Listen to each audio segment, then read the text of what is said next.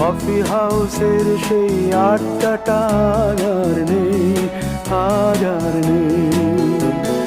কোথায় হারিয়ে গেল সোনালি বিকেলগুলো সেই আজ আর নেই।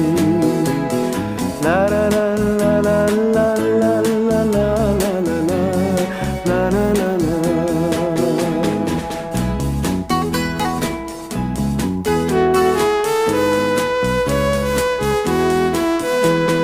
নিখিলেশ প্যারিসে, মইদুল ঢাকাতে, নেই তারা আজ কোনো খবরে।